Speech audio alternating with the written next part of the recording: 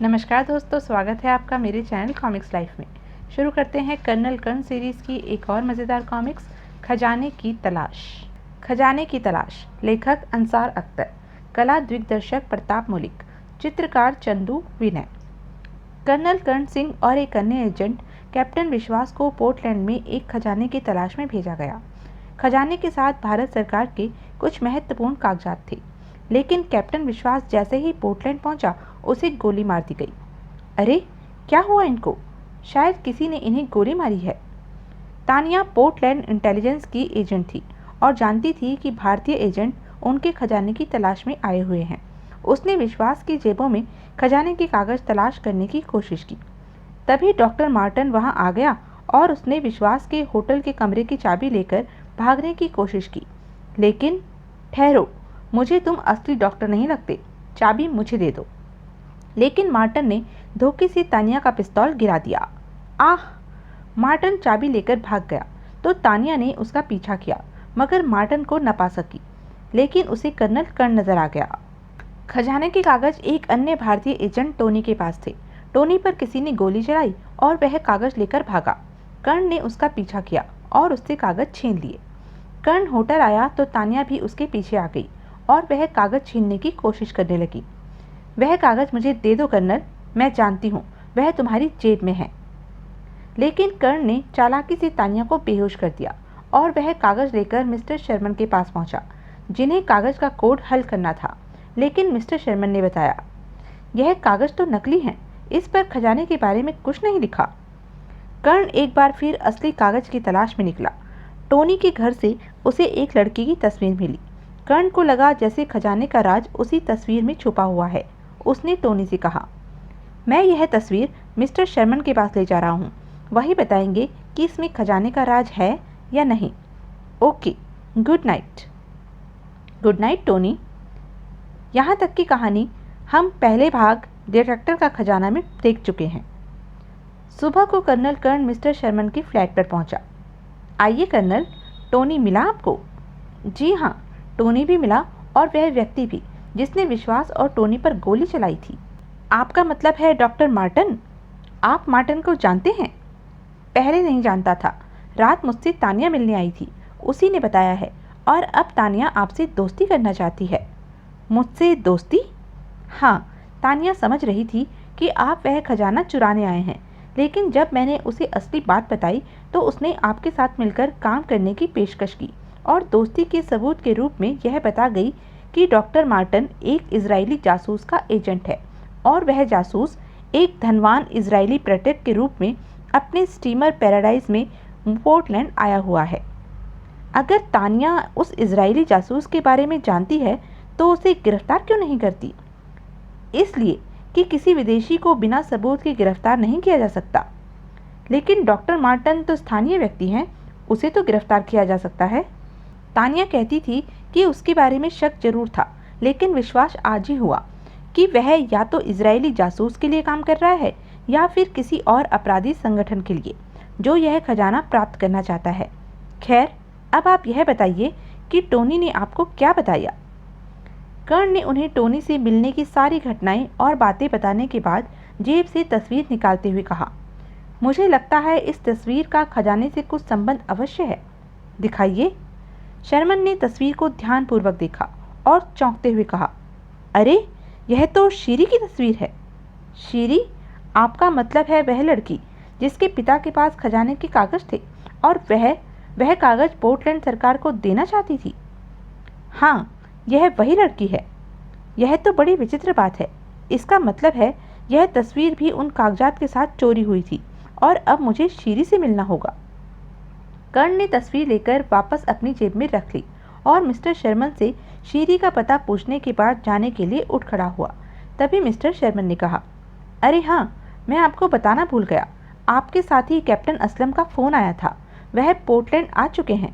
उन्होंने मुझसे कहा था कि मैं आपसे कह दूं कि वह उसी होटल में ठहरे हुए हैं जहां के लिए आपने निर्देश दिए थे। Thanks mister Sharman.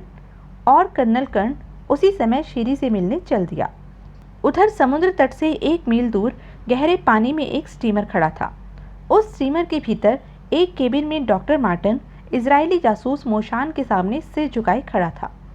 तुम एकदम निकम्मे हो मार्टन, अभी तक तुम खजाने का नक्शा प्राप्त नहीं कर सके हो।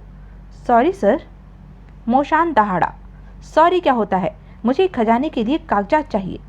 लेकिन सर, कर्नल कर्ण ने आकर सब गड़बड़ कर दी है। खजाने का कागज अब उसी के पास है। तो उस कर्नल के बच्चे को पकड़कर यहाँ लाओ, मैं खुद उससे वह कागज प्राप्त कर लूँगा। कर्ण को पकड़ना सरल काम नहीं है सर, वह विश्व के खतरनाक जासूसों में से है। मैं कुछ नहीं जानता मार्टन, मुझे वह खजाना चाहिए। तुम कर्नल कर्ण को किसी भी तरह पकड़ कर लाओ और उस लड़की शीरी को भी पकड़ कर लाओ जिसके पास वह कागज थे। वह जरूर खजाने के बारे में जानती होगी। ओके सर, मैं पहले शीरी को पकड़ कर लाता हूँ। उधर कर्नल कर्ण शीरी के फ्लैट में उसके सामने बैठा था। अपना परिचय वह उसे करा चुका था और अब कह रहा था, मिस शीरी, आपने वह कागजात जरूर देखे होंगे। क्या आपको पता है कि खजाने का नक्शा किस तरह के कागज पर था? जी नहीं, मुझे कुछ पता नहीं है। वास्तव में डैडी ने मरने से पूर्व मुझे बताया था कि उनकी तिजोरी में एक लिफाफा रखा है और उस लिफाफे में खजाने का राज बंद है। मुझे खजाने से कोई दिलचस्पी नहीं थी, इसलिए मैंने वह लिफाफा खोलकर भी नहीं देखा। मैं उसे सरकार को सौंप देना चाहती थी, लेकिन उससे पहले ही किसी ने वह लिफाफा चुरा लिया। आपको यह तो अंदाजा होगा कि उस लिफाफे में केवल एक कागज था या एक से अधिक कागज थे। उसमें बहुत से कागज थे क्योंकि वह बहुत मोटा लिफाफा था और उसका मुंह बंद था। क्या उस लिफाफे में कोई तस्वीर भी हो सकती थी? मुझे इसका अंदाजा नहीं, लेकिन आपने यह सवाल क्यों पूछा? इसलिए कि मुझे आपकी एक तस्वीर। धड़ाम! शब्द कर्ण के मुख में ही रह गए। अचानक फ्लैट का दरवाजा धड़ाम से खुला और दो व्यक्ति पिस्तौलें लिए हुए अंदर आए। फिर एक गुंडा कर्ण के बिल्कुल निकट पहुंच गया और दूसरा शीरी के निकट आते हुए बोला, तुम दोनों कोई गलत हरकत नहीं करोगे, वरना हम गोली मारने में संकोच नहीं करेंगे। लेकिन तुम हो कौन? उत्तर देने के बजाय गुंडे ने बड़ी फुर्ती से अपनी पिस्तौल का दस्ता कर्ण के सिर पर दे मारा। दूसरे गुंडे ने यही हरकत शीरी के साथ की थी। उफ! आह! एक क्षण बाद कर्ण और शीरी फर्श पर बेहोश पड़े थे। उठाकर ले चलो दोनों को और पहले कर्नल की जेब से हथियार निकाल लो। ओके। कर्ण को जब होश आया तो वह एक कमरे में फर्श पर पड़ा था। मैं कहाँ हूँ? मेरी कैद में। कर्ण ने उठकर बैठते हुए कहा, डॉक्टर मार्टन, तुम? हाँ, मैंने ही तुम्हें पकड़वाया है और अब तुम मुझे उस खजाने का राज बताओगे। मुझे खजाने के बारे में कुछ पता नहीं है। मार्टन ने लात घुमाकर एक ठोकर कर्ण के सिर पर मारी। आह! झूठ बोलता है, वह कागज तेरे पास है जिसमें खजाने का राज छुपा हुआ है। कर्ण बेबस था क्योंकि उन सबके पास पिस्तौल थे, अतः वह नीचे पड़े पड़े बोला, डॉक्टर, मेरे पास जो कागज था उसमें खजाने का राज नहीं था, वह कागज जाली। और डॉक्टर ने इस बार अपनी ठोकर कर्ण के पेट में दे मारी। सच बता दे, वह खजाना कहाँ छुपा हुआ है? तूने खजाने का राज जानकर वह कागज जला डाला होगा। मर गया। मैं सच कहता हूँ, मुझे खजाने के बारे में कुछ पता नहीं है। तुझे सब पता है और तू बताएगा भी। मैं तुझे सोचने के लिए 24 घंटे का समय देता हूँ। अगर तूने मुझे खजाने का राज न बताया तो मैं तेरी बोटी बोटी कर डालूंगा। उसके बाद डॉक्टर ने घूमकर दरवाजे की तरफ जाते हुए अपने साथियों से कहा, इसे यहीं बंद कर दो और कमरे के बाहर पहरा देते रहो। मैं जाकर उस लड़की शीरी से निपटता हूँ। Okay sir. कुछ देर बाद गुंडे उसी कमरे में बंद करके चले गए। अकेले रह जाने पर वह उठकर दीवार के सहारे बैठ गया। यह कमरा काफ़ी मजबूत कैद खाना लगता है, यहाँ से भागना असंभव है। बैठे बैठे उसने अपनी जेबें टटोली। पिस्तौल के अतिरिक्त शेष सारा सामान जेबों में मौजूद था। न जाने क्यों वह शीरी की तस्वीर जेब से निकालकर ध्यानपूर्वक देखने लगा।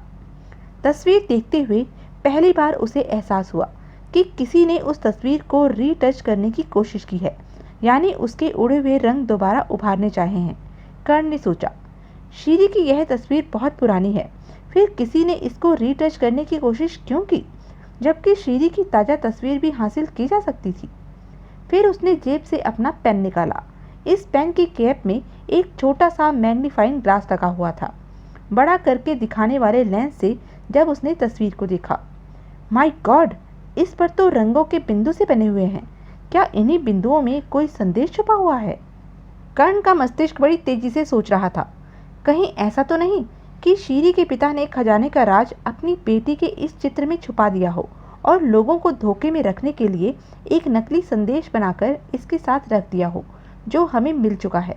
यह कागजात चुराने वाले ने सारे कागजात चुराए थे और उसने सारे कागजात ही टोनी को भेज दिए, क्योंकि उसे खुद भी पता नहीं था कि खजाने का राज किस कागज में है। उधर कर्ण दुश्मन की कैद में बैठा खजाने के बारे में सोच रहा था और इधर कैप्टन असलम उसके लिए परेशान था। उसने मिस्टर शर्मन द्वारा कर्ण को संदेश भिजवाया था, लेकिन कर्ण फिर भी उससे मिलने नहीं आया था। सारा दिन बीत गया तो असलम ने फिर मिस्टर शर्मन को फ़ोन किया। मिस्टर शर्मन, क्या आपने कर्नल को मेरा संदेश दे दिया था? Yes mister Aslam. पता नहीं वह कहाँ चले गए। यहाँ से तो वह मिस शीरी से मिलने गए थे। शर्मन से शीरी का पता पूछकर असलम उसके फ्लैट पर पहुंचा। यहाँ तो लॉक लगा हुआ है। अब मैं कर्नल साहब को कहाँ ढूंढूं? मुझे मिस्टर शर्मन के पास चलना चाहिए। असलम वहाँ से सीधा मिस्टर शर्मन से मिलने पहुंचा। वहाँ तानिया भी मौजूद थी। आइए कैप्टन असलम, क्या कर्नल का कुछ पता चला? जी नहीं। तो यह थी अब तक की कहानी। आगे की कहानी जानने के लिए बने रहें मेरे साथ। और हाँ, मेरे चैनल को लाइक, शेयर और सब्सक्राइब करना ना भूलें। धन्यवाद।